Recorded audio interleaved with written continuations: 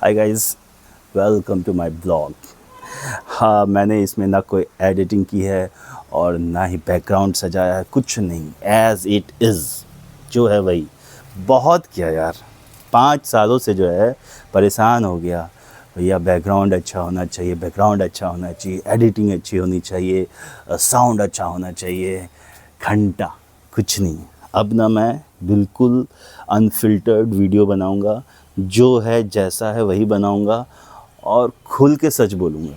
खुल के सच मतलब कोई स्क्रिप्ट नहीं, जो मन में आता है वो बोलूँगा, दिल की बात बोलूँगा। ठीक है।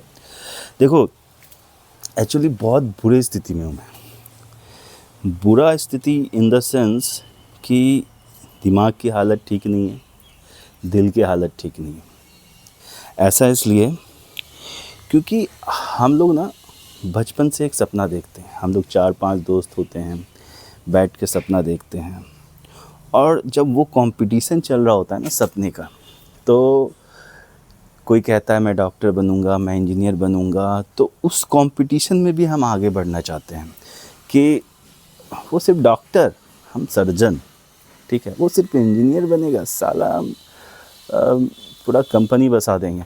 मतलब उस सपने में भी एक तेज रेस हो रही होती है। तो उसमें से फर्स्ट कौन आता था? मैं सोचता था कि जिस भी डिपार्टमेंट में जाऊँ, जिस भी डिपार्टमेंट में जाऊँ तो हल्का मचा दूँ। ठीक है। अगर मेरा दोस्त मुझसे कहता था कि मैं सरकारी नौकरी की तैयारी करूँगा, सरकारी नौकरी करूँगा, तो मुझे लगता था यूपीएससी सही रहेगा। ठीक है। अगर कोई कहता था कि प्राइवेट नौकरी में जाना है, फैशन डिज़ाइनिंग करना है, तो निफ्ट भी नहीं, सीधा इफ्ट के बारे में सोचता था। ठीक है।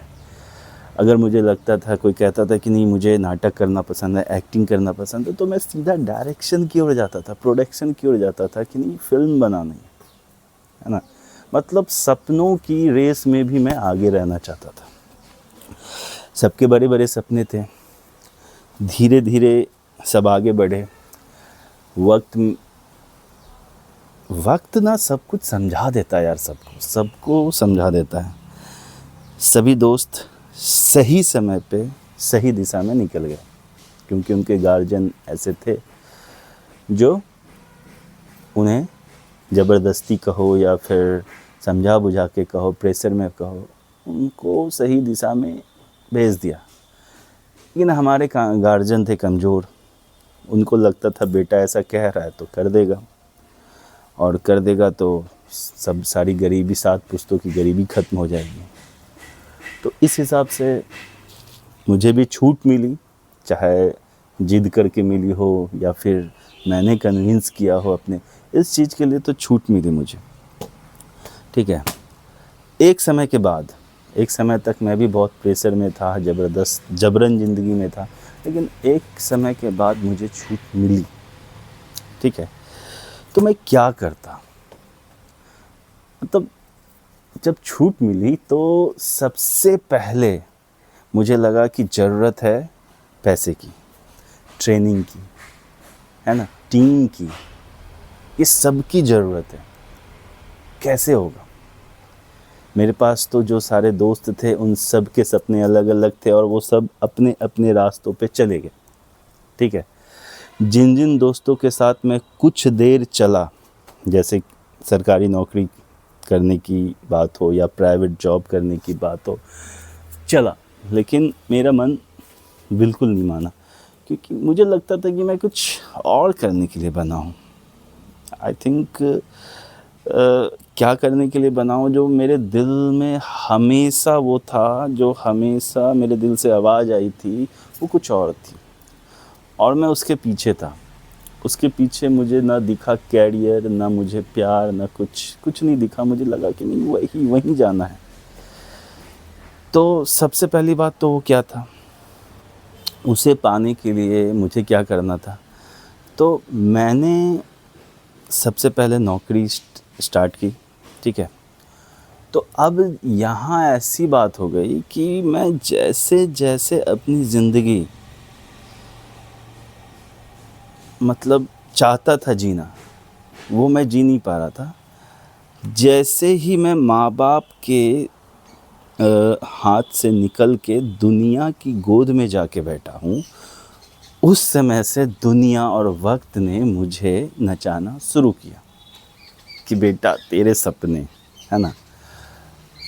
तो जॉब मैंने शुरू की, जॉब शुरू की तो अब ऐसी स्थिति आ गई कि सारा वक्त मुझे जॉब को देना पड़ता था। अब सुबह उठता था तो बस इतना ही वक्त होता था कि फ्रेश हो सकूं और दौड़ करके अपने ऑफिस जा सकूं। ऑफिस से निकलता था तो इतना ही वक्त होता था कि खाना खा सकूं और बिस्तर पे जा सकूं। अब ये साइकिल चलता रहा। पैसे आते थे जो बचा नहीं पाता था, ख़त्म हो जाता था। घंटा का ट्रेनिंग और घंटा का सपना, ऐसा लगता था कि ज़िंदगी जो है मशीन बन चुकी है। हाँ, मैंने हमेशा यही किया है कि मैं पेशेंस नहीं रखता किसी भी चीज़ के लिए। मैंने काम छोड़ दिया, लगा कि यहाँ मेरी ज़िंदगी नहीं है। मैं चला आया, मुझे लगा कि सबसे मतलब वो जो नौकरी मैंने की, वहाँ पे मुझे एक बात अच्छी लगी, मतलब सीखने को मिली कि सबसे ज़रूरी ना लाइफ में नॉलेज है।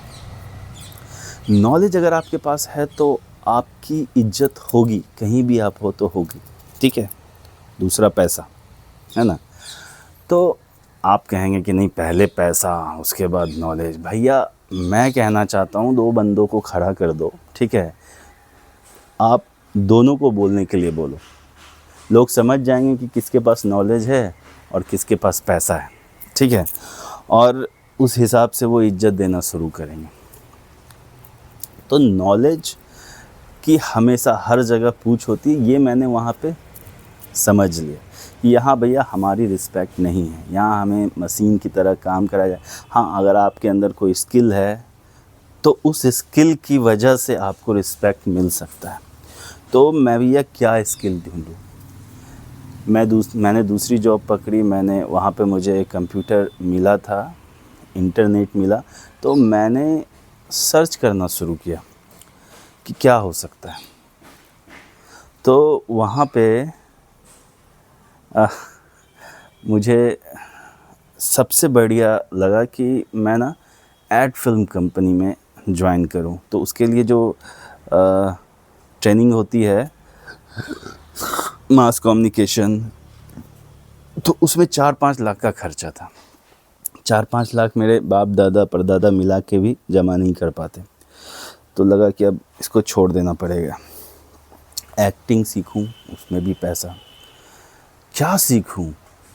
उम्र कम थी, मुझे लगा कि ये सही उम्र है किसी ट्रेनिंग सेंटर को ज्वाइन करने की, किसी स्कूल को ज्वाइन करने की, लेकिन उस हिसाब से पैसा नहीं था, ना कोई सरकारी ऐसा प्रोग्राम था जिससे मदद लेकर के मैं ट्रेनिंग कर सकता था। भाई क्या होगा मेरा?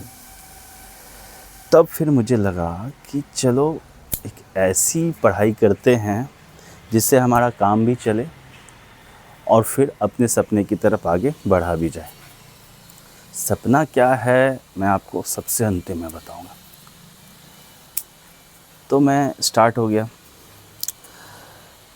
पढ़ना। मैंने ग्रेजुएशन की उसके बाद, ठीक है, ग्रेजुएशन की, उसके बाद थोड़ी बहुत मैंने इंग्लिश सीखी, मतलब मैथ्स सीखा, रीजनिंग सीखी, मतलब सरकारी नौकरी की तैयारी जिसको कहते हैं, कि ताकि मैं लोगों को बच्चों को पढ़ा सकूं। तो एक स्किल हो गया मेरे पास कि मैं बच्चों को पढ़ा सकता हूं। तो उस हिसाब से मुझे काम भी मिलने लगे, वक्त भी मिलने लगा और इज्जत भी मिलने लगी। तो ये मेरे लिए सबसे बढ़िया रहा, ठीक है। मेरे दोस्त आगे बढ़ते गए, मेरे दोस्त प्राइवेट जॉब में ही या सरकारी नौकरी में ही या कहीं भी जहाँ वो उनके माँ बाप उन्हें भेजे थे, वो आगे बढ़े, ठीक है। एक चीज़ कॉमन थी कि किसी ने अपना सपना फॉलो नहीं किया। मैं सपने की तरफ भागा कि मुझे तो सपना पूरा करना है।